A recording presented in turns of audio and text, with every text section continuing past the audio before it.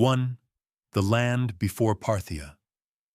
Long before the Parthians rode across the Iranian plateau, the lands they would one day rule were already the beating heart of empires. To understand their story, we must first look at the stage where it all began. The land stretched from the mountains of Iran to the fertile plains of Mesopotamia. This region, rich in rivers, deserts, and crossroads, had seen the rise and fall of mighty powers for centuries. In the 6th century BCE, the Achaemenid Empire had united much of this world. From the time of Cyrus, the great Persia ruled from the Aegean Sea to the Indus River. Roads tied cities together. Royal capitals like Persepolis displayed the glory of kingship. Yet in 330 BCE, Alexander the Great marched from Macedonia and shattered the Persian realm. His lightning campaign ended Achaemenid rule and planted Greek culture across Asia. When Alexander died in Babylon in 323 BCE, his generals tore apart his vast empire. Out of this chaos rose the Seleucid dynasty, one of the Hellenistic kingdoms born from his conquest. The Seleucids controlled Mesopotamia, Syria, Persia, and beyond. Their kings dreamed of blending Greek and Persian traditions. They built cities with Greek theaters and Persian temples side by side. Yet the Seleucid grip was never firm. The empire was too large. Distance, local resistance, and constant wars with rival Hellenistic kingdoms drained its strength. By the 3rd century BCE, Seleucid kings faced rebellions and invasions on all sides. To the west, the Romans pressed ever closer. To the east, nomadic tribes prowled the steppe, waiting for weakness. The Iranian plateau was not only a battlefield, it was also a bridge. To the north lay Central Asia and the open steppes home to horse-riding tribes. To the south stretched the deserts leading to Arabia. To the east, trade routes wound toward India and China. Whoever controlled this land could command not just armies, but the flow of silk spices and silver. By 250 BCE, Seleucid power was crumbling. Provinces far from their capitals became restless. Governors grew ambitious. Local dynasties asserted independence. In places like Bactria, breakaway states declared themselves kingdoms. In Parthia, a remote region northeast of Iran, people waited for their chance. This was the land before Parthia fractured yet full of promise. A world where the memory of Persian kings still lingered, where Greek soldiers ruled in foreign cities, and where nomadic horsemen eyed the riches of settled lands. The old order was breaking down, and into this vacuum would ride the Parni, a tribe whose destiny was to build an empire that would last for nearly 5 centuries. The ground was set. The ancient Persian heritage, the Greek legacy, and the decline of Seleucid power all created the conditions for something new. From the steppes came a people unknown to the great courts of the Mediterranean. But soon the world would know their name, the Parthians. 2. From nomads to kings. The people who would one day be called Parthians did not begin as kings. They began as nomads. They were part of a larger confederation, known as the Dahai horse-riding tribes, who roamed the steppe lands east of the Caspian Sea. Among them was a clan called the Parni. They lived on horseback, moving with their herds, skilled with the bow, and hardened by the endless grasslands. Around 250 BCE, these tribes looked south toward Parthia, a mountainous region in northeastern Iran. At that time, Parthia was under Seleucid control. Yet Seleucid power was weak in these distant provinces. Local satraps, the governors left in charge, often ruled more like independent lords than loyal servants of the king in Antioch. It was here that the Parni made their move. Their leader was Arsacid, a man whose name would echo for centuries. In around 247 BCE, Arsacid led his warriors into Parthia. Some sources say he defeated the Seleucid satrap. Others suggest he was welcomed by locals who preferred new rulers to the fading Seleucids. Whatever the exact story, Arsacid established himself as king. This was no small feat. To turn from nomadic chief to crowned ruler meant more than capturing land. It meant building legitimacy.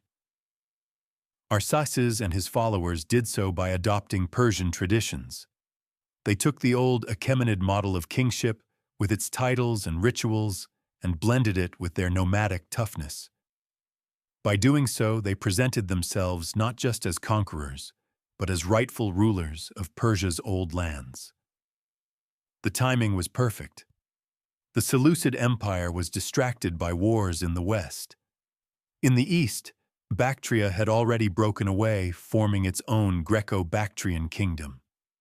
Step by step, the great Seleucid realm was falling apart.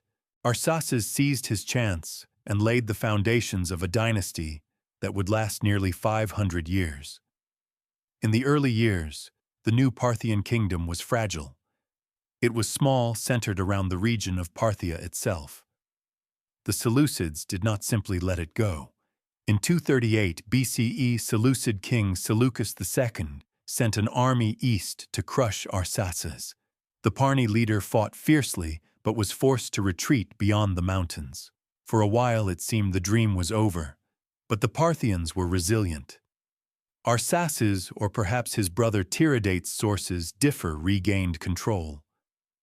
By the mid-230s BCE, the Parni had returned, retaken Parthia, and secured their independence. From this moment, they would never again be mere nomads. They were kings. And every future ruler of their line would take the name Arsacid in his honor, a reminder of their founder's triumph. Still, the early Parthian kingdom was not yet an empire. It was a rugged land of hills and mountains, cut off from the great rivers of Mesopotamia. Economically, it relied on farming in scattered valleys and the mobility of horsemen across the plains.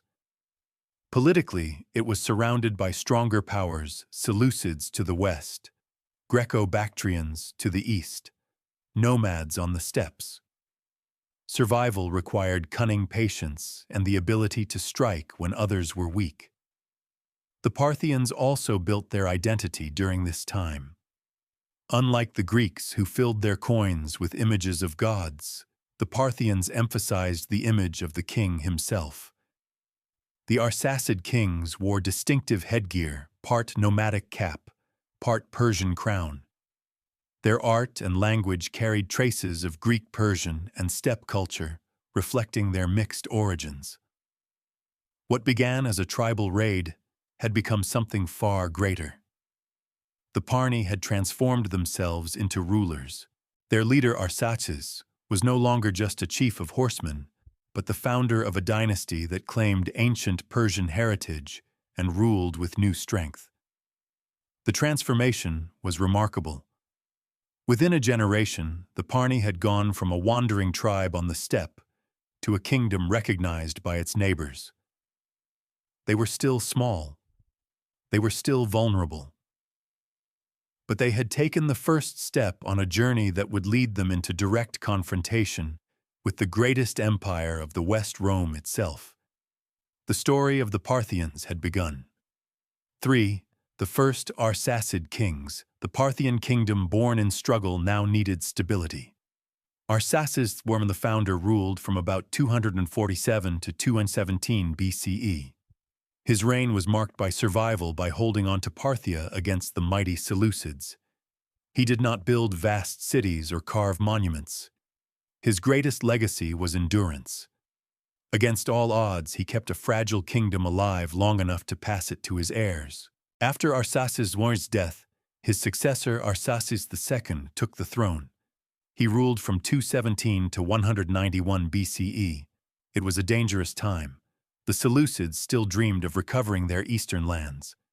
In 209 BCE, King Antiochus III, known as the Great, marched east with a powerful army. His campaign was swift and brutal. He stormed through Media, seized Parthia, and forced Arsacid II into submission. For a time, Parthia was once again a Seleucid vassal. but the submission was only temporary. Antiochus the Great soon turned his attention westward toward wars in Greece and eventually against Rome. His eastern victories could not be held forever. When he fell to the Romans at the Battle of Magnesia in 190 BCE, a Seleucid power was broken. Parthia was free to rise once again. The early Arsacid kings understood their position well. They could not yet challenge great empires head-on. Instead, they relied on flexibility. They struck when enemies were weak. They pulled back when overwhelmed. This cautious strategy gave them time to grow stronger. Economically, these first kings ruled a modest land. Parthia itself was not rich in rivers or fertile plains like Mesopotamia. It was rugged with scattered valleys suited for hardy farmers and herders, but its location was strategic. To the north lay the steppes to the east, the routes to Bactria and India, and to the west, the road to Mesopotamia. Whoever held Parthia could watch and eventually control the flow of armies and merchants across Asia. Culturally, the Arsacid rulers began shaping their identity. They adopted Persian traditions of kingship, presenting themselves as heirs to the Achaemenids. At the same time, they absorbed Greek styles since Hellenistic culture still dominated the region. Coins struck by the early Arsacids often bore Greek inscriptions alongside local symbols. This blending of traditions would remain a hallmark of Parthian rule. The nobility also began to play an important role. From the very start, Parthian kings shared power with powerful families who commanded horsemen and land. Unlike the centralized monarchies of Rome or the Seleucids, Parthia would become a feudal-like realm where loyalty was balanced with rivalry. This system gave the empire flexibility in war, but also planted seeds of future instability. By the early 2nd century BCE, the Arsacids had survived their hardest trials. They were still a small kingdom, but they had proven they could endure invasions, bend when necessary, and wait for opportunities. The Seleucids were weakening, Rome was far away, and the eastern trade routes were opening. The first Arsacid kings may not have been empire builders, but they were survivors.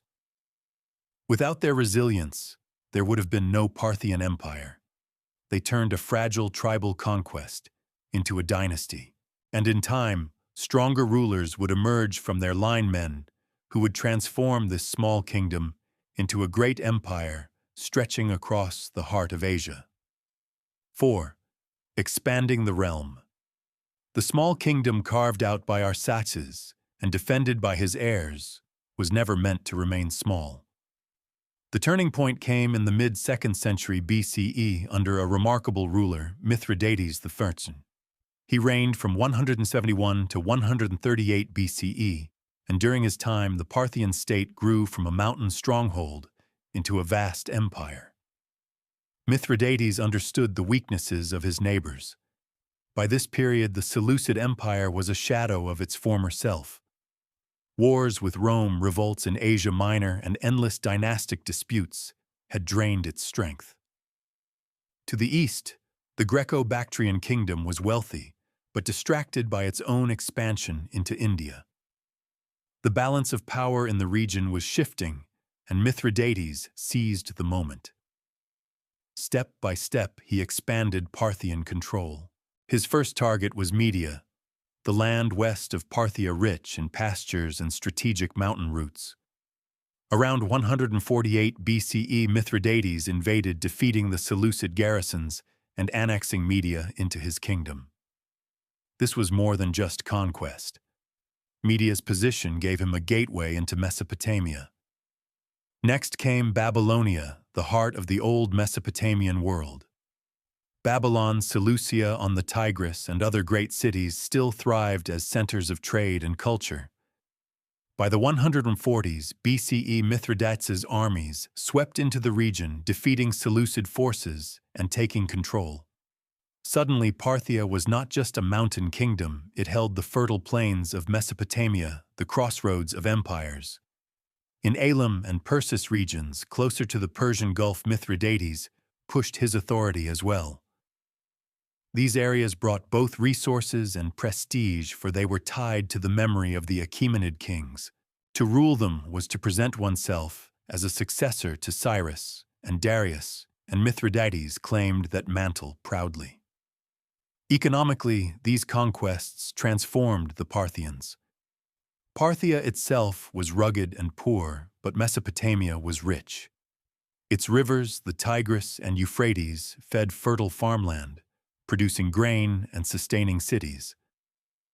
Trade routes through Babylonia connected east and west, linking the Mediterranean to India and China.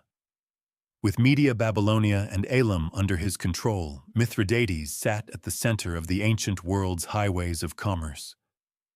Militarily, Mithridates relied on what made the Parthians unique. His armies were not built around heavy infantry like Rome's legions. Instead, they were cavalry-based with horse archers and armored cataphracts. Swift and mobile, they could strike, suddenly retreat, and return. This style of warfare allowed them to overwhelm garrisons, harass larger armies, and dominate the open plains of Mesopotamia. Politically, Mithridates was careful. He did not try to impose a single culture on his diverse subjects. In Mesopotamian cities, he allowed local traditions to continue. In Persis, he respected old Persian customs. In Greek cities, he struck coins with Hellenistic imagery to appeal to merchants and settlers. By doing so, he built legitimacy across cultures. His empire was not uniform, but it was stable enough to last. By the end of his reign in 138 BCE, Mithridates, I had created an empire stretching from the borders of Bactria in the east to Mesopotamia in the west. It was vast, wealthy, and powerful. His conquests transformed the Arsacid dynasty from a minor kingdom into one of the great powers of the Near East. Yet his success also brought new challenges. Parthia now bordered Rome's expanding sphere of influence. The Seleucids, though weakened, were not yet gone, and governing such a diverse and far-reaching empire required more than conquest. It demanded balanced diplomacy and a constant readiness for war. Still, Mithridates, I earned his place in history as the true architect of the Parthian Empire. What Arsacid had founded, Mithridates had expanded into greatness. He turned nomadic horsemen into emperors ruling the ancient crossroads of civilization. 5. Clash with Rome begins. By the mid-2nd century BCE, the Parthians had become a major power.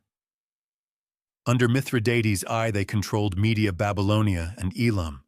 Their empire now stretched across the Iranian plateau into Mesopotamia.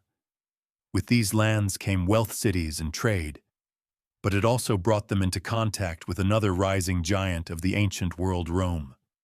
At first, Rome and Parthia were distant.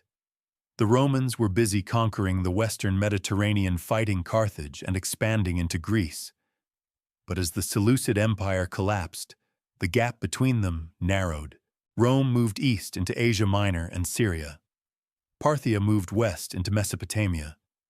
Inevitably, their paths would cross. The first real contact came not through war, but through diplomacy.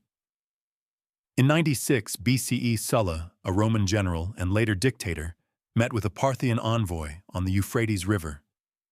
Both sides agreed the river would be their boundary. It was an uneasy understanding. Neither empire trusted the other, but both recognized the danger of direct conflict. For now, they preferred peace. Yet peace was fragile. The Seleucids were fading fast. In 64 BCE, Rome formally annexed Syria, cutting away the last real Seleucid territory. This placed Roman governors directly on Parthia's western frontier. From this point forward, Rome and Parthia stood face to face. Two great powers, each suspicious, each ambitious, each unwilling to share Mesopotamia. The spark came in the 50s BCE. Rome was led by the first triumvirate, Julius Caesar Pompey and Marcus Licinius Crassus. Crassus, one of the wealthiest men in Rome, sought military glory to match his rivals. In 53 BCE, he marched east with 7 legions crossing into Mesopotamia to invade Parthia. This was no border raid. It was an open attempt to crush the Parthians and bring their lands under Roman control. Crassus expected a quick victory. He believed the Parthians were little more than barbarians on horseback, no match for disciplined Roman legions. He was wrong. The Parthians, led by a general named Surena, lured the Romans into the desert near the town of Carrhae. There their army revealed its true strength. Thousands of mounted archers circled the Romans, loosing arrows from a distance. Their elite cataphracts, armored horsemen, charged at key moments, breaking Roman lines. Crassus's army, slow and heavy, could not catch them. Roman shields bristled with arrows. Legionaries fell under relentless fire. The result was disaster. At Carrhae, Rome suffered one of its greatest defeats. Crassus himself was killed, his legions destroyed. Tens of thousands of Romans were slaughtered or captured, and Parthia's reputation soared. In one stroke, the empire of horsemen had humbled the most powerful republic of the West. This battle changed everything. No longer could Rome dismiss the Parthians as minor players. They had proven themselves masters of cavalry warfare, a style the legions could not easily counter. From this point, Rome and Parthia became locked in a rivalry that would last for centuries. Economically, the clash also mattered. Rome desired control of the trade routes that passed through Mesopotamia. Parthia, sitting astride the Silk Road, profited from being the middleman between East and West. Each empire wanted the wealth of the other. This made peace difficult, for trade and rivalry were tied together. Culturally, the Romans saw the Parthians as dangerous equals. They were not like the smaller kingdoms Rome had swallowed in the past. Parthia had its own traditions, its own nobility, and a military that could match Rome's in open battle. The stage was now set for centuries of war treaties, betrayals, and uneasy truces. The first clash had begun, and it ended in humiliation for Rome. At Carrhae, the Parthians had announced themselves to the Mediterranean world. They were no longer just heirs to old Persian lands. They were a new empire in their own right, an empire that could stand against Rome. 6. The Golden Age of Parthia. After the victory at Carrhae in 53 BCE, Parthia's reputation was secured. The world knew the Arsacid dynasty could stand toe-to-toe with Rome, but it was under an earlier ruler, Mithridates II, known as the Great, that Parthia had already reached its height. He reigned from 124 to 91 BCE, decades before Rome's humiliating defeat, and his reign marked the golden age of the Parthian Empire. Mithridates II inherited a kingdom facing danger on all sides. To the east, nomadic tribes pressed against Parthian borders. To the west, remnants of Seleucid power still lingered. Inside the empire, nobles sought autonomy and rebelled. Yet Mithridates was not an ordinary king. He was a strategist, a diplomat, and a warrior. He began by securing the east. Nomadic invasions, possibly linked to the Saka and Yuezhi tribes, threatened the Iranian plateau. Mithridates pushed them back, regaining lost lands and restoring stability. By doing so, he secured Parthia's lifeline to the Silk Road. Trade routes could not flow if the steppes and eastern provinces were in chaos. Next, he turned west. The Seleucid Empire was dying, torn apart by civil wars and Roman pressure. Mithridates took advantage. He advanced into Mesopotamia, consolidating Parthian control over Babylon, Seleucia, and beyond. By the late 2nd century BCE, Parthia was the master of the land between the Tigris and Euphrates.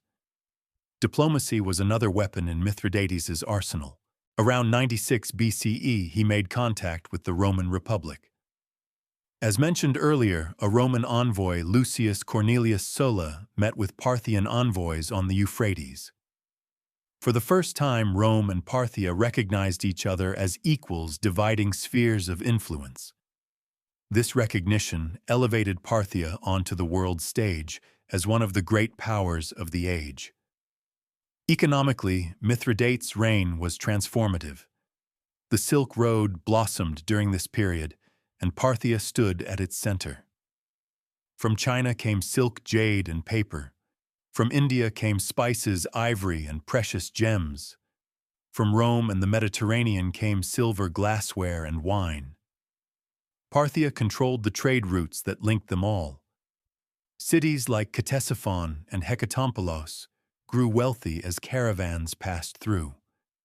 The empire thrived not only on conquest, but on commerce.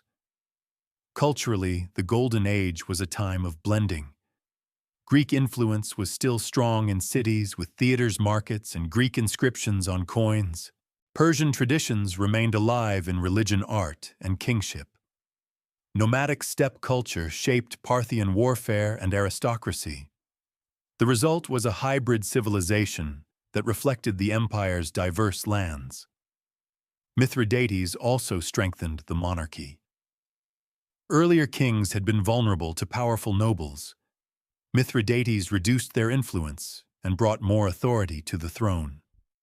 He styled himself as King of Kings, a title used by the Achaemenids centuries earlier. By doing so, he placed himself in the line of Persian tradition, presenting the Arsacids as the rightful heirs of Cyrus and Darius.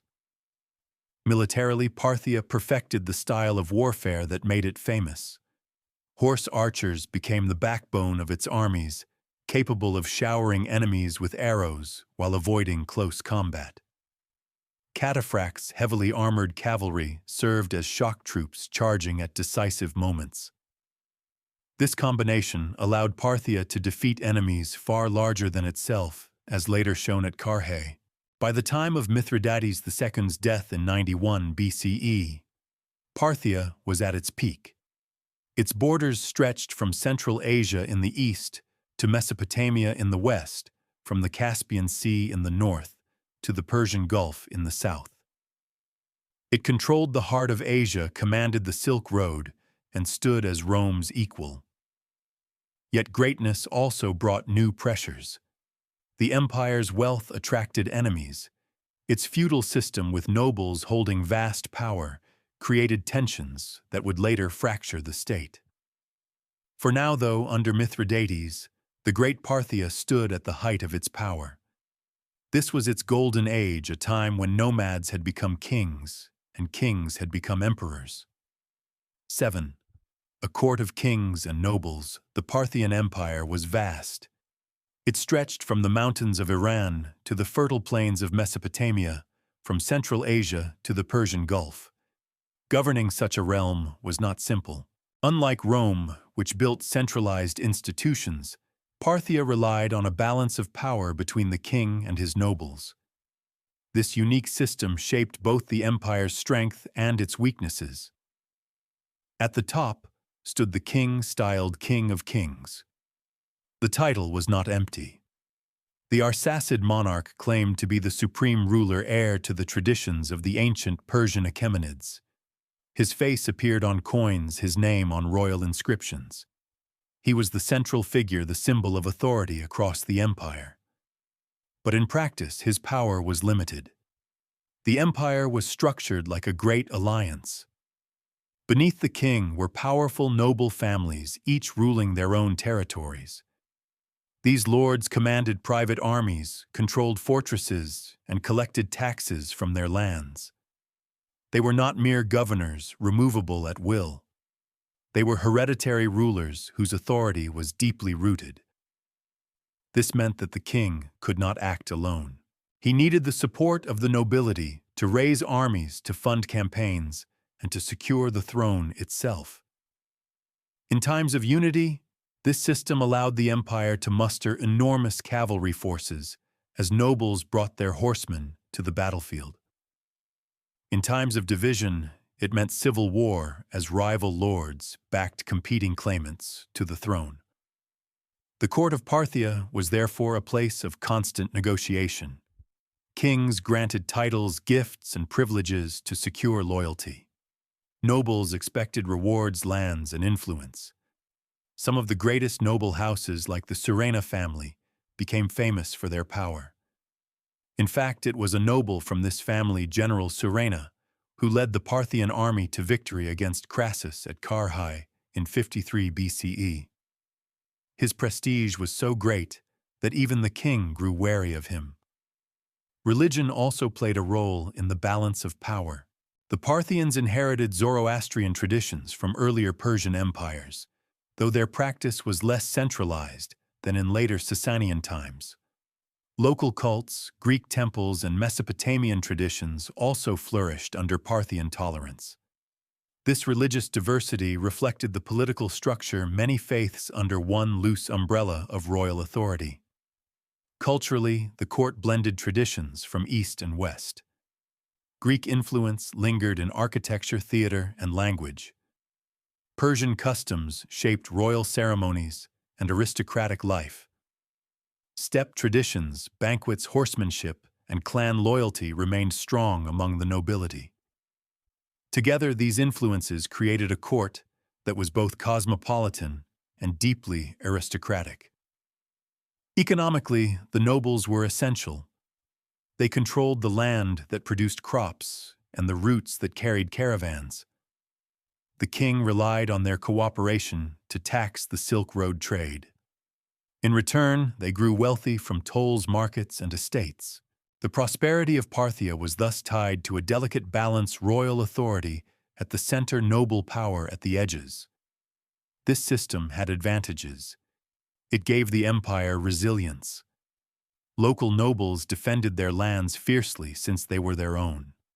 It also gave Parthia flexibility, as different regions could adapt to local traditions without heavy interference from the capital. But it had dangers as well. When a strong king reigned, the system worked. When a weak king sat on the throne, nobles became rivals and unity collapsed. In this way, the Parthian political order was both a source of strength and a path to eventual decline. The King of Kings ruled an empire of lords, each proud, each powerful, each essential. Together they built a realm that lasted nearly 5 centuries. But the same nobility that helped Parthia rise would one day play a role in its fall. 8. Cultural bridges of East and West. The Parthian Empire was not just a land of armies and kings. It was also a meeting place of civilizations. Standing between Rome in the West, India in the south, and China in the east, Parthia became a cultural bridge. Its empire blended Greek, Persian, Mesopotamian, and nomadic traditions into something unique. At the heart of this blending was the Silk Road. Caravans carrying silk from China, spices from India, and silver from Rome passed through Parthian lands. Along with goods came ideas, languages, and religions. Merchants brought Buddhism from India. Zoroastrianism thrived in Persia. Greek art influenced local sculpture, and Babylonian astronomy continued to be studied. In Parthia, East met West not only in markets, but also in mines. Cities reflected this diversity. Ctesiphon, founded near Seleucia on the Tigris, became a royal capital. It grew into a sprawling metropolis where Greek theaters stood near Persian palaces and markets buzzed with traders speaking many tongues. Hekatompelos. The early Parthian capital linked caravan routes from Central Asia with roads leading west. In these cities, people from distant lands crossed paths daily. Art and architecture showed the same blend. Parthian reliefs and statues often mixed Greek realism with Persian symbolism. Temples bore features from multiple traditions, sometimes Greek columns, sometimes Mesopotamian ziggurat designs. Coins told a similar story. On one side, kings portrayed themselves in Hellenistic style with Greek inscriptions. On the other, They emphasized Persian royal titles and steppe-influenced clothing. Culturally, the nobility played a key role. Aristocrats celebrated feasts in the nomadic style with lavish banquets and displays of horsemanship. At the same time, they patronized Greek theaters and Persian priests. This dual identity allowed them to rule over a multi-ethnic empire without forcing one tradition on all. Religion, too, was diverse. Zoroastrianism remained strong, especially in Iranian heartlands. Temples to Ahura Mazda, the great god of light, continued to operate. But in Mesopotamia, ancient Babylonian deities were still worshipped. Greek settlers brought their own gods. Buddhist influences filtered in from the east. Parthian tolerance allowed many of these practices to coexist as long as loyalty to the king was not in question. Economically, this cultural blending had real benefits. Merchants felt comfortable traveling through Parthia because they could find familiar traditions, languages, and even coins in its cities. The empire became not only a political bridge, but also a safe corridor for global trade. In this sense, Parthia acted as the glue holding together the commerce of 3 continents. The Parthians themselves were shaped by this world of exchange. They were no longer nomads of the steppe. They were rulers of cities, guardians of trade routes, and patrons of blended traditions. Their society reflected the fusion of east and west steppe and city horseman and merchant. Yet this cultural richness also masked divisions. The empire was not a single unified identity, but a patchwork of traditions. Greek settlers in Mesopotamia, Persian farmers on the plateau, nomads on the steppes, all lived under Parthian rule, but not always with the same vision of what that rule meant. This diversity was both the empire's strength and its vulnerability. Still in its prime, Parthia thrived as a cultural crossroad. Its cities were alive with voices from distant lands. Its art blended traditions that once seemed worlds apart. And its position on the Silk Road ensured that ideas as well as goods flowed through its gates. The Parthians were not only warriors who defeated Rome, they were also bridge builders linking civilizations across Asia. 9. Karrhae, Rome's humiliation, 53 BCE. The clash that defined Parthia's reputation came in 53 BCE at a place called Karrhae in modern-day Turkey. It was here that the Parthians delivered one of the greatest defeats Rome ever suffered. The story begins with Marcus Licinius Crassus, one of the wealthiest men in Roman history. Crassus was a member of the first triumvirate alongside Julius Caesar and Pompey. Caesar had his conquests in Gaul. Pompey had victories in the east. Crassus, hungry for glory, sought his own triumph. His eyes turned toward Parthia. In 54 BCE, Crassus crossed into Syria as governor and prepared for war. His plan was simple: invade Mesopotamia, seize its riches, and return to Rome a conqueror. He had with him 7 legions supported by cavalry and auxiliaries, around 40,000 men. Confident in Roman discipline, he dismissed warnings about the Parthian style of fighting. The Parthians, however, were ready. King Orodes II sent his general Surena to face the Romans. Surena was a nobleman of immense wealth and prestige. He commanded around 10,000 cavalry, mostly horse archers and heavy cataphracts. On paper, the Romans outnumbered the Parthians, but numbers would not decide; the battle strategy would. The armies met near Karrhae. The terrain was open, flat, and dry, perfect ground for cavalry. Surena unleashed his horse archers. They circled the Romans, loosing arrows in endless waves. Roman shields clattered under the rain of missiles. Every advance the legions made was countered by swift retreats. Every formation they built was pierced by the Parthian shot, where mounted archers fired arrows even as they galloped away. Crassus tried to break the trap with cavalry charges, but the Parthian cataphracts' armored riders on massive horses smashed them aside.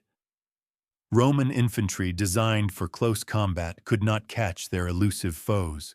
As the sun burned overhead, the Romans grew thirsty, exhausted, and demoralized. The Parthians supplied by camels carrying spare arrows never ran out. By the end of the day, the Roman army was shattered. Some 20,000 were killed, another 10,000 captured, and thousands more scattered. Crassus himself was killed during a chaotic retreat, his death sealing Rome's humiliation. The consequences were enormous. The defeat at Carrhae shocked Rome. Never before had a Roman army been so thoroughly destroyed by a foreign power in the east. The legions had met their match. Rome had underestimated the Parthians, and the price was devastating. For the Parthians, Carrhae was more than a victory, it was a statement. They had proven their mastery of cavalry warfare.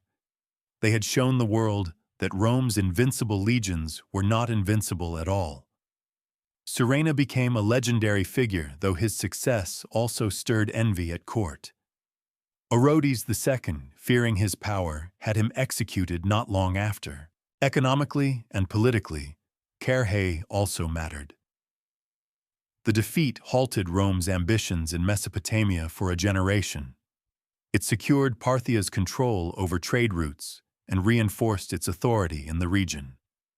It also boosted the prestige of the Arsacid dynasty, showing that their empire was no longer a minor player, but a great power. Culturally, Carrhae entered memory as a symbol. For Romans, it was a wound that never healed, a constant reminder of failure. For Parthians, it was proof of their strength, celebrated in stories and pride.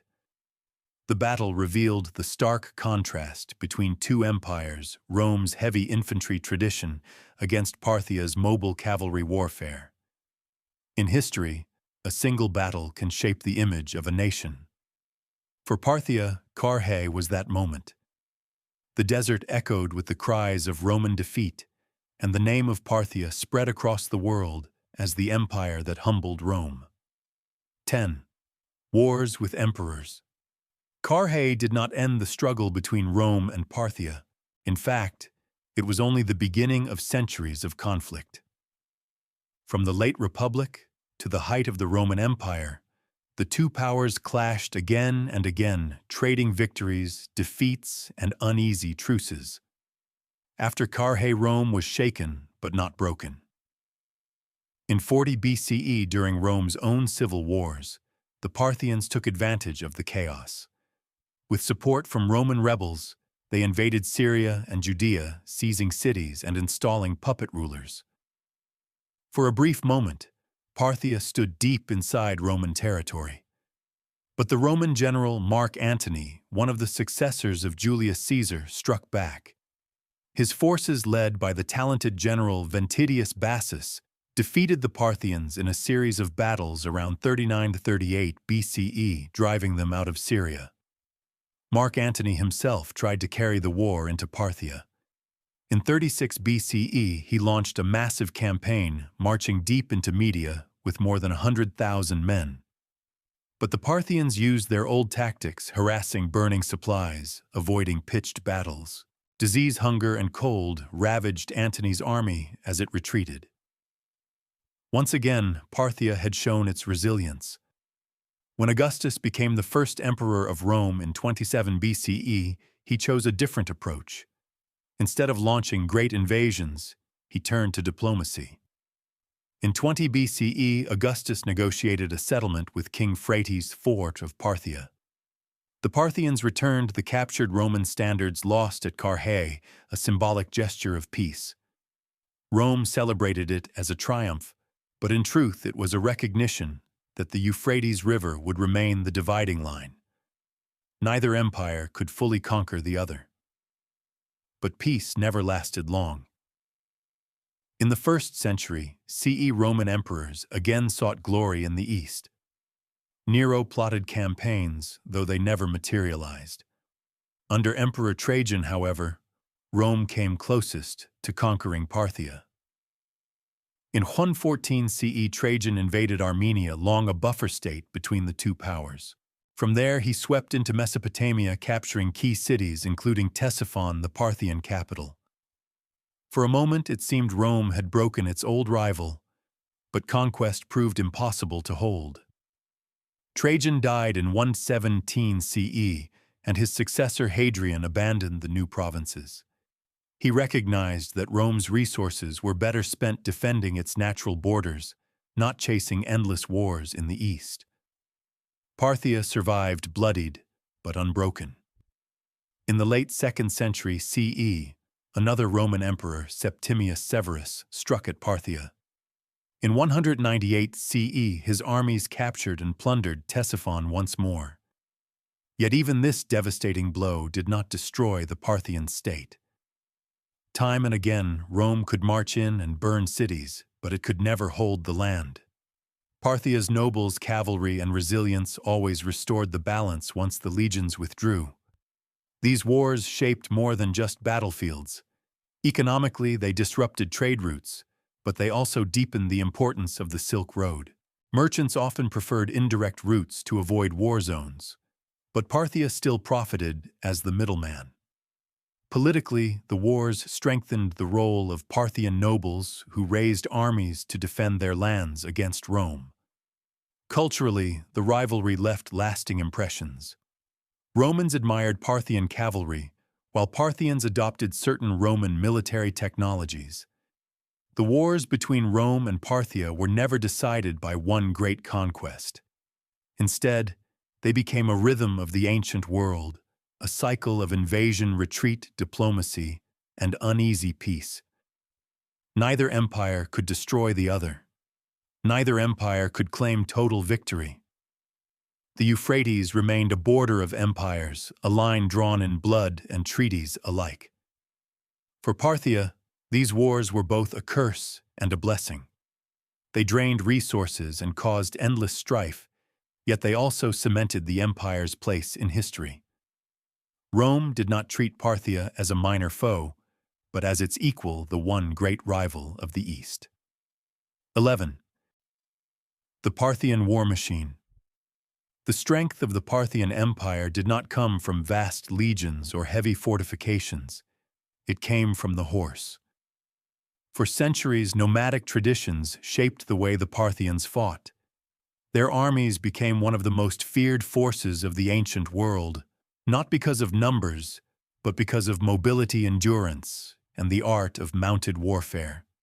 At the core of the Parthian army were the horse archers.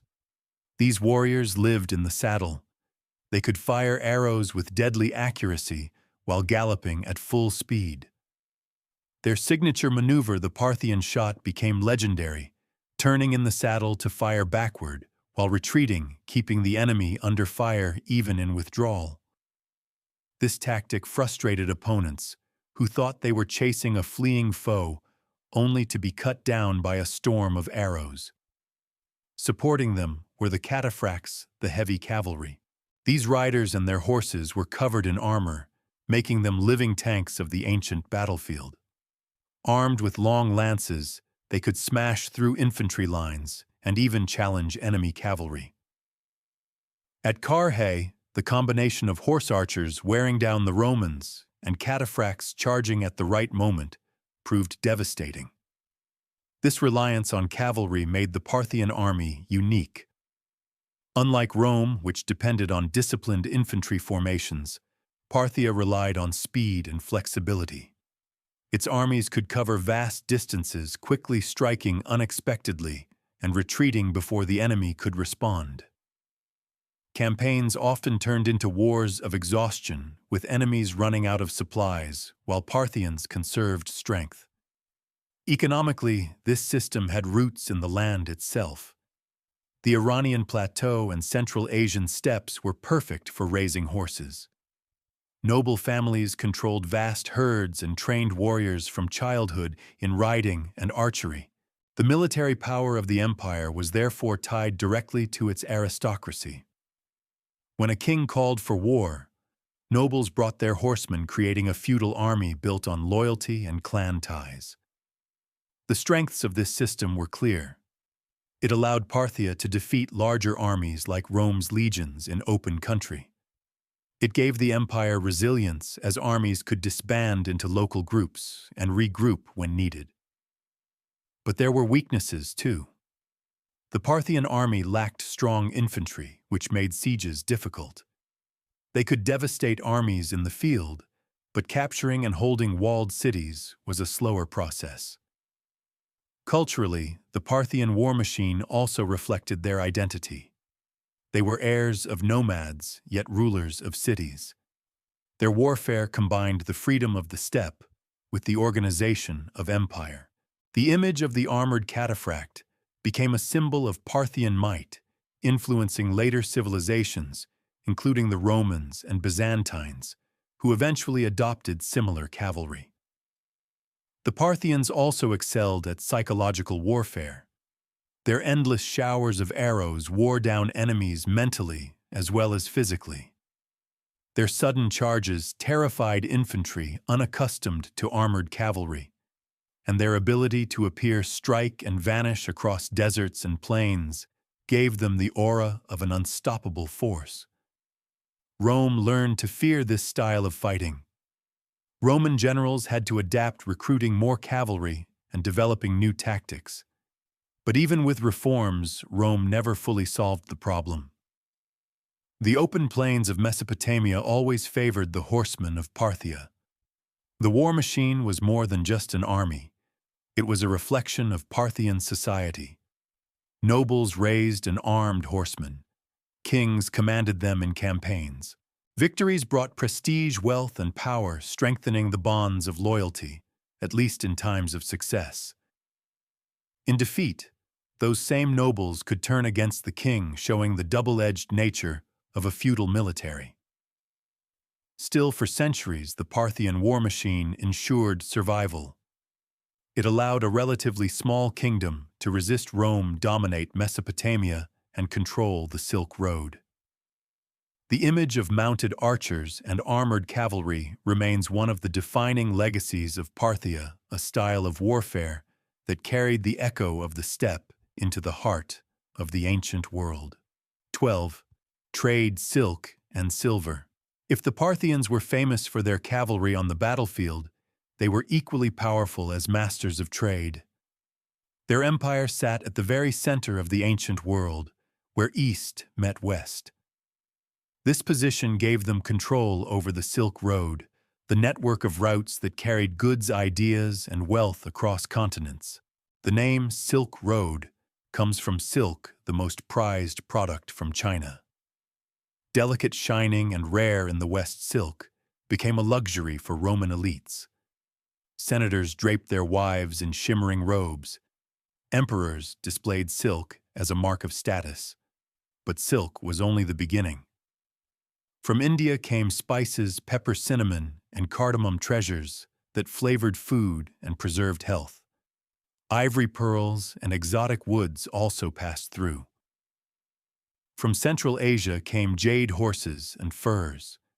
In return, Rome and the Mediterranean sent silver, glassware, wine, and finely crafted goods. Parthia was not merely a passageway.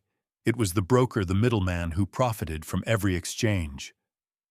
Caravans moved along routes guarded by Parthian soldiers and taxed by Parthian officials.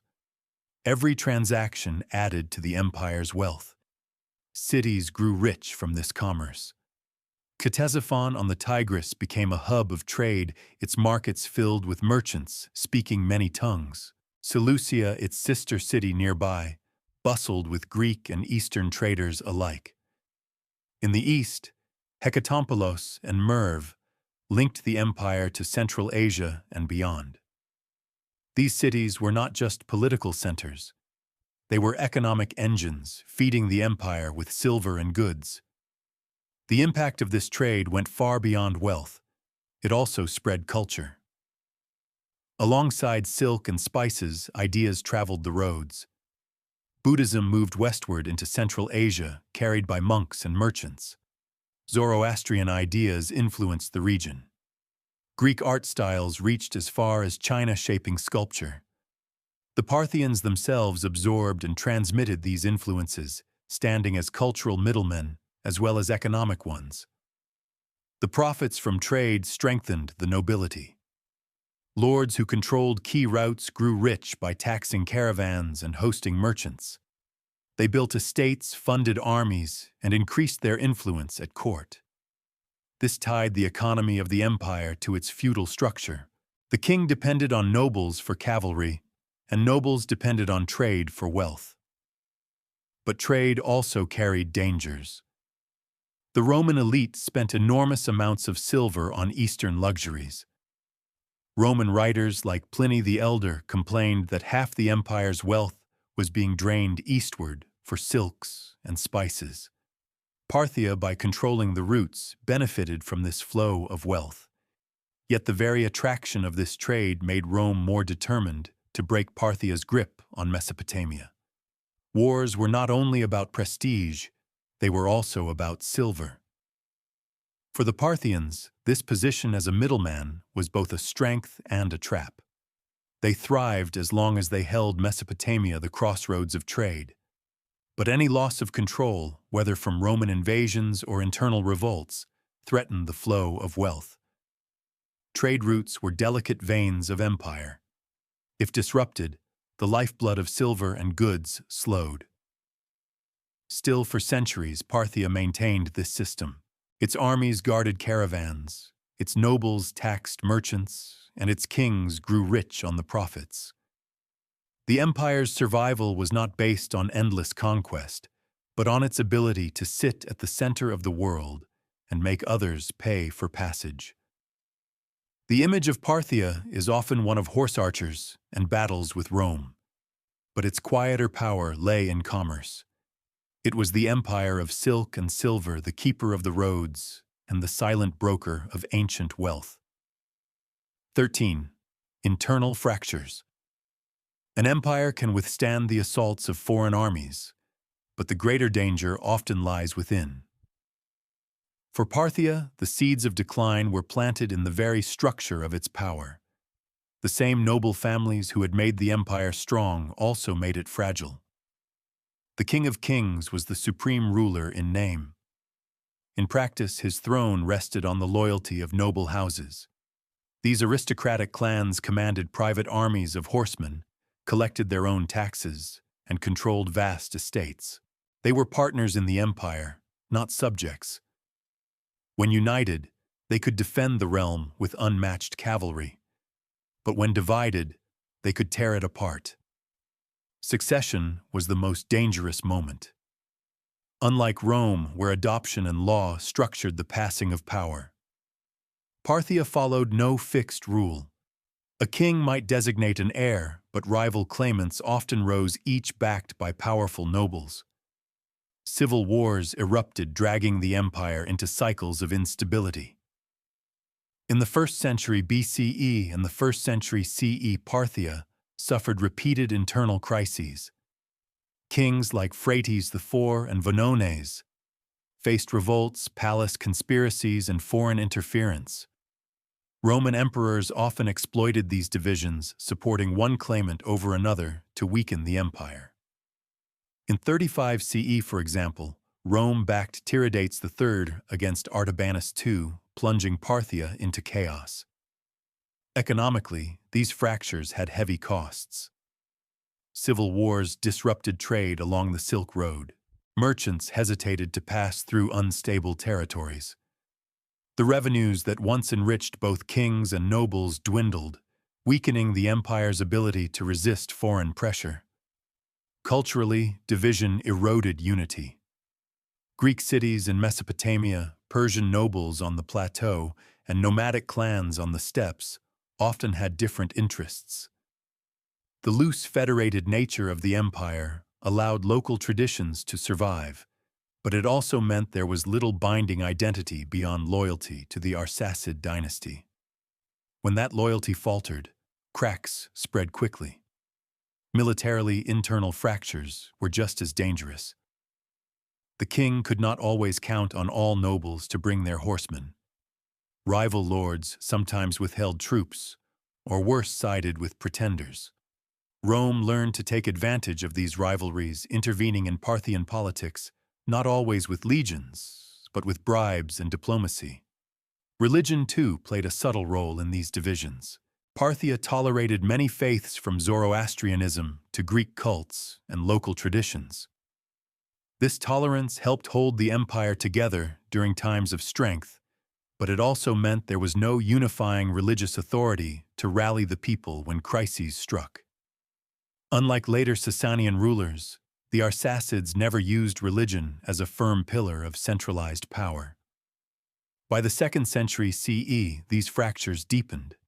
Civil strife became more frequent, weakening the monarchy at the very moment Rome grew more aggressive. The nobles, once the empire's shield, had become both allies and rivals to the crown.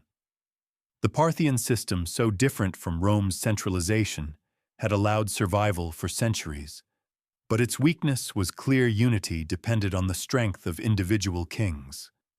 A Mithridates II or a powerful Orodes could hold the realm together. A weaker king could not. And over time, the chain of strong rulers grew thinner while the ambitions of the nobility only grew stronger. The empire was not yet falling, but its foundations were shaking. The Parthians had mastered the horse, the bow, and the Silk Road. But mastering themselves, their nobles, their succession, their unity was a far harder challenge. 14. The rise of enemies on all fronts. While the Parthians battled among themselves, enemies gathered on every border. The empire that had once humbled Rome now found itself pressured from multiple directions. The very geography that made Parthia rich and powerful also left it exposed. To the west, Rome grew ever stronger. After Augustus secured stability in the late 1st century BCE, Roman emperors turned their gaze eastward again and again. Armenia, the buffer kingdom between the two powers, became a constant battleground. Roman emperors installed their own candidates on the Armenian throne while Parthia did the same. Each side saw Armenia not only as a neighbor, but as the key to controlling the frontier. These struggles often escalated into open war, dragging Parthia into costly conflicts it could not always win. To the north, nomadic tribes continued to push southward. The Sarmatians and Alans, horse-riding peoples of the steppe, raided the Caucasus and Iranian plateau. Their attacks strained Parthia's defenses and forced nobles to divert men and resources away from wars with Rome. Unlike the disciplined legions or organized states, these raiders were unpredictable, making them difficult to crush completely. To the east, new powers emerged.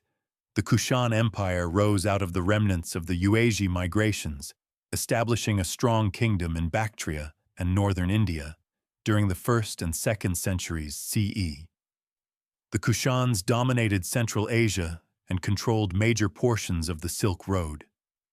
This cut into Parthia's profits and weakened its grip on Eastern trade. What once had been Parthia's advantage, its position at the crossroads, was slipping away. Even the south posed threats. Arab tribes raided the desert frontiers, challenging control over trade routes leading to the Persian Gulf. The empire's borders stretched thin, and each region demanded attention. Politically, these external pressures exposed Parthia's internal weaknesses. Roman emperors exploited divisions backing rival claimants to the throne. The Kushans formed alliances with local rulers in the east, undermining Arsacid authority. Steppe tribes made deals with rebellious nobles, offering raids in exchange for plunder. The Parthian system, built on a delicate balance between the king and nobility, became vulnerable to outside influence. Economically, the empire suffered. Trade routes grew unstable. Caravans risked attack by nomads or disruption by war. Rome increasingly sought direct contact with India and China, bypassing Parthian middlemen when possible. The flow of silver, silk, and spices that had filled the empire's coffers slowed. Culturally, the strains showed as well. The multi-ethnic, multi-religious nature of the empire, once a strength, became harder to manage under pressure. Greek cities in Mesopotamia leaned toward Rome. Eastern satraps turned toward the Kushans. Persian nobles dreamed of stronger central leadership which the Arsacids could no longer guarantee. Militarily, the Parthian war machine still had its power. Horse archers and cataphracts could devastate armies on the open field. But endless wars drained the nobility. Civil strife reduced the numbers of men who could be raised. And unlike Rome, Parthia had no centralized system for training and supplying armies. Each campaign depended on noble support, which could no longer be taken for granted. By the 2nd century CE, Parthia was surrounded. Rome pressed from the west. Nomads harassed the North Kushans, challenged the east, and desert tribes tested the south. For centuries, the Parthians had thrived by being at the center of the world's crossroads. Now those same crossroads became avenues for enemies. The empire could still fight, but every battle cost more. Every victory felt temporary. The Parthians were still kings of the steppe and lords of Mesopotamia, but their grip was loosening. 15. Decline in the 2nd century CE. By the 2nd century CE, the Parthian Empire was no longer the unstoppable force it had once been. The golden age of Mithridates II and the triumph at Karrhé were distant memories. What remained was a realm plagued by internal weakness and pressed hard by external enemies. The Arsacid kings struggled to hold their throne. Civil wars became frequent. Noble families jealous of royal power supported rival claimants. In some reigns, brothers and cousins fought for years, draining the empire's strength. The monarchy, which had once commanded respect, became little more than a prize for whichever faction could gather the strongest noble support. Rome, sensing this weakness, struck again. Under Emperor Trajan, Rome launched one of its boldest campaigns. In 114 CE, Trajan invaded Armenia, annexed it, and then marched deep into Mesopotamia. By 116 CE, Roman forces had captured Ctesiphon itself, the Parthian capital. For a moment, it looked as though Rome might finally destroy its eastern rival. But conquest was harder than victory. Trajan's sudden death in 117 CE forced Rome to retreat. His successor Hadrian abandoned the gains, preferring defensible borders to distant ambitions. The Parthians survived, but the episode revealed how fragile their empire had become. That Rome could march so deep and capture their capital showed the decline of Arsacid power. Later emperors pressed the advantage. In 161 CE, Rome again declared war, this time under Marcus Aurelius and Lucius Verus. Parthian forces were defeated, and once again Ctesiphon was captured, this time in 165 CE. The city was plundered, its treasures carried west. Parthia could rebuild, but each invasion left scars. The worst came under Septimius Severus. In 197 CE, Rome invaded yet again. By 198 CE, Severus had captured and looted Ctesiphon for the 3rd time in less than a century. The empire's prestige, once unshakable, was in ruins. Rome had not conquered Parthia permanently, but it had shown the world that the Arsacids could no longer protect their own capital. Economically, these invasions devastated the Silk Road trade. War zones along the Euphrates and Tigris made caravan routes dangerous. Merchants sought alternatives through Kushan and Arabian channels, bypassing Parthia. The empire, once wealthy as a middleman, began to lose its grip on commerce. Culturally, the repeated defeats fractured unity. Greek cities leaned ever closer to Rome. Persian nobles began to resent the Arsacid dynasty, whose feudal compromises seemed incapable of providing security. Even among common people, loyalty waned as famine, taxation, and instability grew worse. Militarily, Parthia could still field horse archers and cataphracts. But the endless civil wars meant the king could never rely on full noble support. Too often, campaigns against Rome were weakened by divided leadership or betrayal. Unlike Rome's centralized legions, Parthia's feudal army lacked consistency and unity. The 2nd century CE marked the slow unraveling of Parthian strength. The empire still existed. Its kings still wore the crown of Arsacid. But each decade brought greater decline. Rome's shadow grew longer. Trade slipped away. Noble power grew unchecked. And beyond the horizon in the lands of Persis, a new challenger was preparing to rise. The Parthian Empire was not yet gone, but its twilight had begun. 16. The Sasanian Challenge. In the early 3rd century CE, as the Arsacid dynasty faltered, a new power rose from within Persia itself.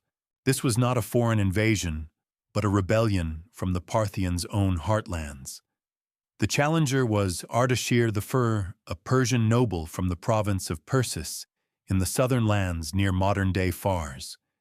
His rebellion would sweep away the Parthian kings and give birth to a new dynasty, the Sasanians. Ardashir was not an ordinary noble. He was the son of Papak, a local ruler of Persis, who claimed descent from the ancient Achaemenids. Where the Arsacids had blended traditions from nomads Greeks and Persians, Ardashir presented himself as the true heir of Cyrus and Darius the kings, who had once ruled the great Achaemenid Empire. This claim resonated strongly among Persians who had grown weary of Arsacid weakness. In 220 CE, Ardashir began his campaign. He consolidated power in Persis, then marched northward, defeating local governors and seizing territories. His victories alarmed Artabanus IV, the last great king of the Arsacid line. In 224 CE, the two forces met at the Battle of Hormozgan, near modern-day Khuzestan. The clash was decisive. Ardashir's disciplined forces, backed by loyal Persians eager for change, crushed Artabanus. The King of Kings was slain on the field. With this victory, Ardashir declared himself ruler of a new dynasty, the Sasanians, named after his ancestor Sasan. He crowned himself Shahanshah, King of Kings, and established a new capital at Ctesiphon, the very heart of the old Parthian realm. But unlike the Arsacids, Ardashir's vision was different. He sought a centralized, powerful monarchy that would break the feudal grip of the noble clans. Economically, the Sasanians promised reform. By taking tighter control over taxation and trade, they sought to restore stability to the Silk Road. Politically, they offered unity under a strong central king, not the fragile balance of noble houses. Religiously, they revived and formalized Zoroastrianism as a state faith, making it both a cultural and political pillar of authority. For many Persians, this was exactly what they had longed for. The Arsacids had tolerated diversity and ruled loosely. The Sasanians promised order, tradition, and strength. The fall of the Arsacids was swift once Ardashir gained momentum. Noble families who had once defied the monarchy now turned to him, seeing greater advantage in supporting a new dynasty than clinging to a fading one. By 226 CE, the Parthian Empire was gone. The Arsacid line, which had ruled for nearly 5 centuries, came to an end. Yet the Parthians did not disappear entirely. Arsacid princes fled east and continued to rule in Armenia and parts of the Caucasus for centuries. Their legacy survived in those lands even as Persia itself became Sasanian.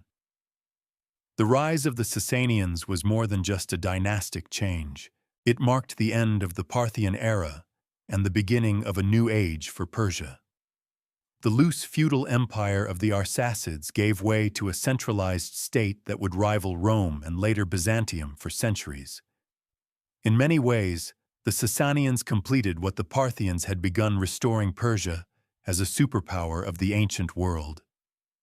But for the Arsacids, the challenge of Ardashir I was the final blow. The empire of horse archers, nobles, and trade routes had given way to something new.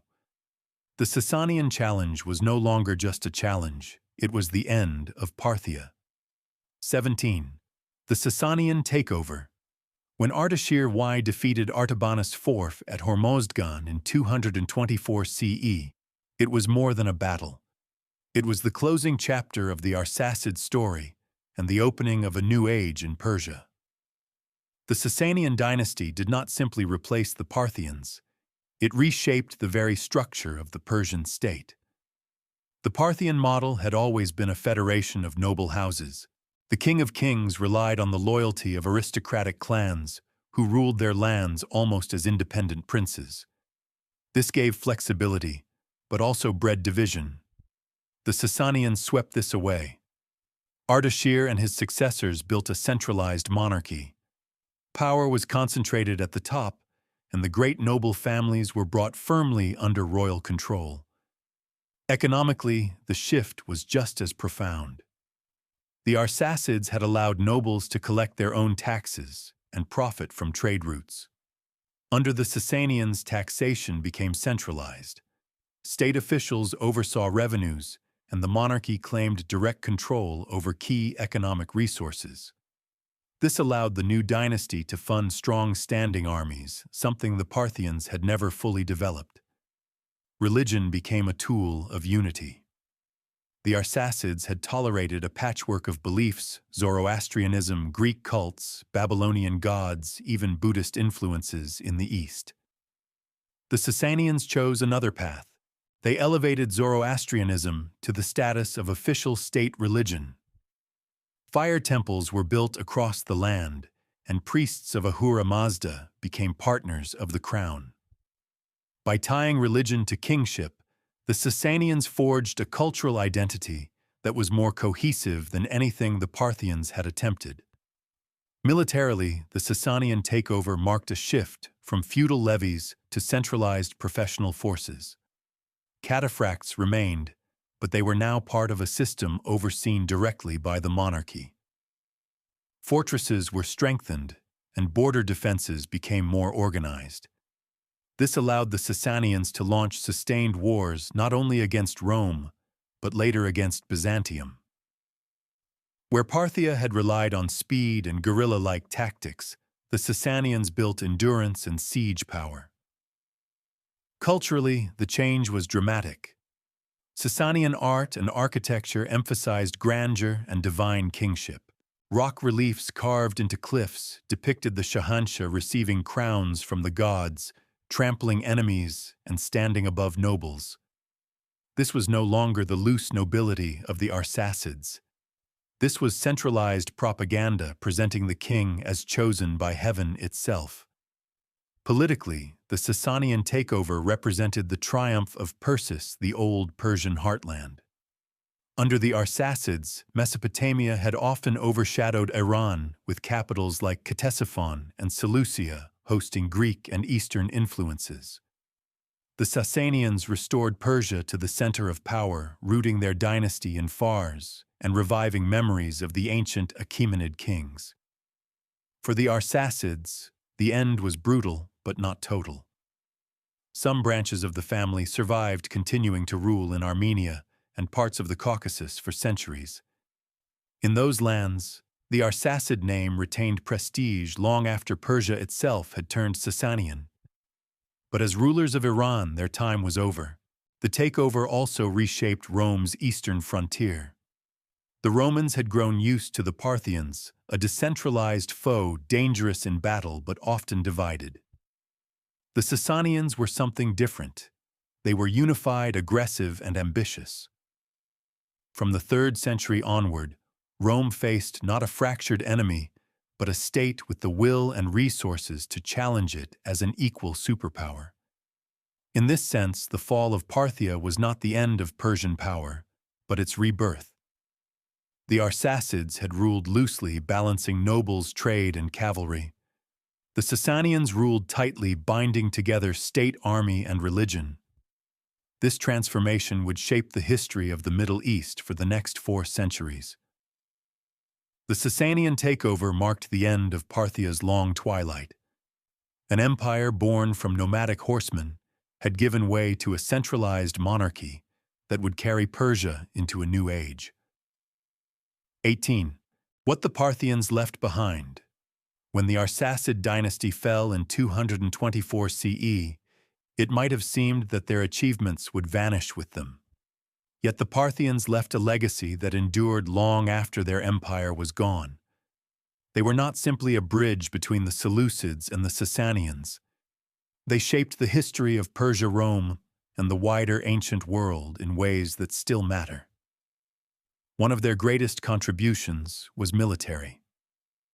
The Parthians perfected cavalry warfare. Their horse archers and cataphracts changed the balance of power in the ancient world.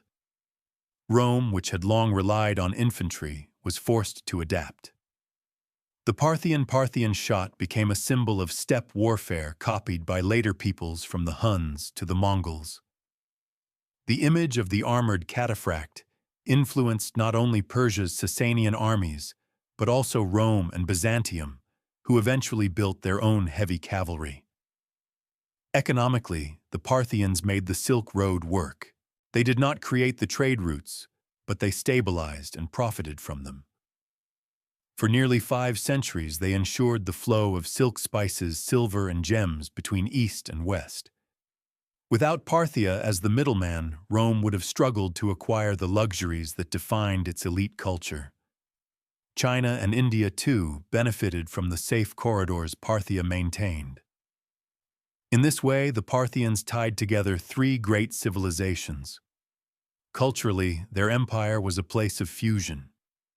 Greek art and theater survived under their rule, Persian traditions of kingship endured, and Mesopotamian temples continued their rituals.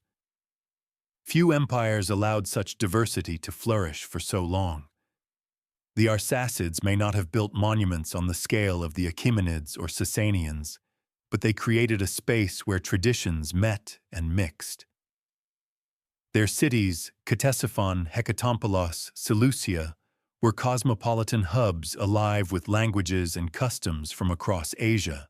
Politically, the Parthians demonstrated another model of empire. Unlike Rome's centralization or the later Sasanian monarchy, Parthia worked through a federated system of noble families.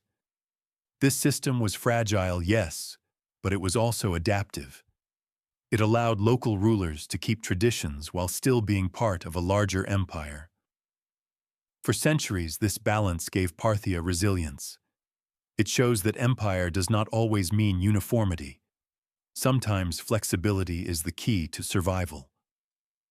Their rivalry with Rome also left an enduring mark. For 3 centuries, Parthia was the one great power that Rome could never fully conquer. They humbled Roman generals, checked imperial expansion, and forced Rome to negotiate as an equal. The Euphrates became not just a frontier, but a line dividing 2 worlds, Latin Rome to the west, Iranian Parthia to the east. That balance of power shaped diplomacy, war, and trade for generations. Even after their fall, the Arsacid name retained prestige.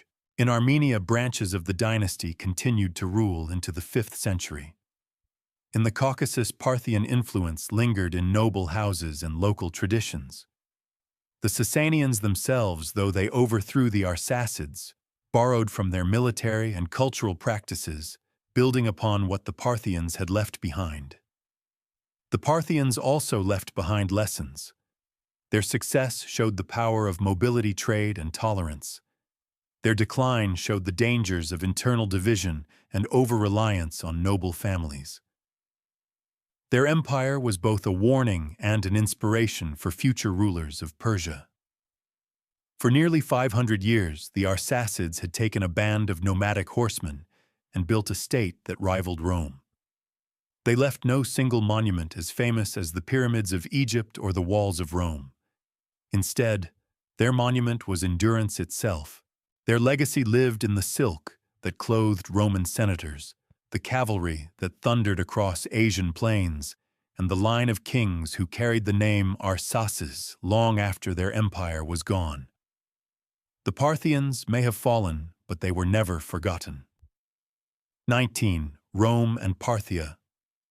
An eternal rivalry. For nearly 3 centuries, Rome and Parthia stood as the two great powers of the ancient world. They did not share cultures, languages, or systems of rule, yet they shared something more important: a border, a rivalry, and a long memory of conflict. The Euphrates River became the dividing line. To its west lay Roman Syria with its legion cities and roads leading back to the Mediterranean. To its east stretched Parthian Mesopotamia, a world of caravan routes, cavalry, and noble estates. Both empires claimed Armenia, the buffer kingdom in the north, as part of their rightful sphere. Every generation seemed to bring a new struggle over this small but strategic land. The rivalry was not constant war, but a rhythm. Battles erupted, treaties followed, and then another clash came years later.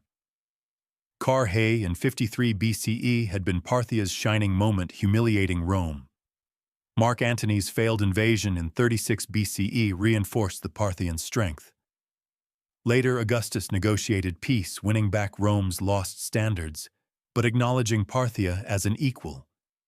It was a rivalry of both sword and diplomacy. In the 1st and 2nd centuries CE, the struggle intensified.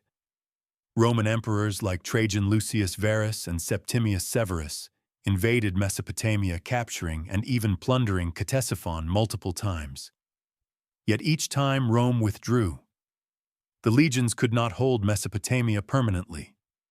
The land was too vast, the resistance too strong, and the cost too high. The Parthians, though bloodied, always returned. Economically, this rivalry had deep roots. Rome desired direct control over the Silk Road trade. Its elites craved the silks, spices, and gems of the East, yet Parthia stood in the middle, taxing and profiting from every caravan. For Parthia, this position was its lifeblood. Control of Mesopotamia meant control of commerce. Neither side could tolerate the other's dominance. Culturally, the rivalry also shaped identities. Romans wrote bitterly about the Parthians, describing them as crafty horsemen, enemies of discipline and order. Parthians, in turn, remembered Carrhae with pride, a reminder that even Rome's legions could be broken. Each side defined itself partly through its struggle with the other. Politically, the rivalry influenced dynasties. Roman emperors sought victories over Parthia to legitimize their reigns. Triumphs in the East were celebrated in Rome with parades and monuments. For Parthian kings, standing firm against Rome proved their right to rule as king of kings. Even when divided internally, the ability to resist Rome gave them prestige. Yet beneath the conflict lay an unspoken recognition: Rome never conquered Parthia. Parthia never conquered Rome. They fought, they negotiated, and they coexisted. In this balance, the ancient world had 2 centers of power, one in the Mediterranean, one in Persia. Neither could destroy the other without destroying themselves. The rivalry outlasted the Arsacids. When the Sasanians replaced them in 224 CE, the struggle continued. Rome faced not a weakened foe, but a stronger, more centralized Persia. In many ways, the Parthians had prepared the ground for this eternal duel between West and East. The story of Rome and Parthia was not one of conquest, but of endurance. It was the story of 2 empires locked in a dance across centuries, testing each other, learning from each other, and shaping the history of Eurasia together. 20. Conclusion. The Empire of Arrows and Trade. The story of the Parthian Empire is the story of transformation. In the beginning, they were nomads, riders of the steppe, unknown to the great courts of the Mediterranean. By the end, they were emperors who stood as Rome's equal guardians of the Silk Road and rulers of a realm that stretched across the heart of Asia. Their rise began with Arsacid the Firm in 247 BC, when a small band of Parni horsemen seized the rugged land of Parthia. Through resilience and cunning, They survived the pressure of the Seleucids and expanded under kings like Mithridates the Frauturn and Mithridates II. They captured Media and Mesopotamia, secured the wealth of the East, and built an empire on horseback. Their golden age came with victory and trade. The triumph at Carrhae in 53 BCE proved that Rome's legions could be broken. The wealth of the Silk Road flowed through their cities, bringing silver from Rome, silk from China, and spices from India. Parthia became not only a military rival of Rome, but an economic bridge between civilizations. Yet their system carried weakness within it.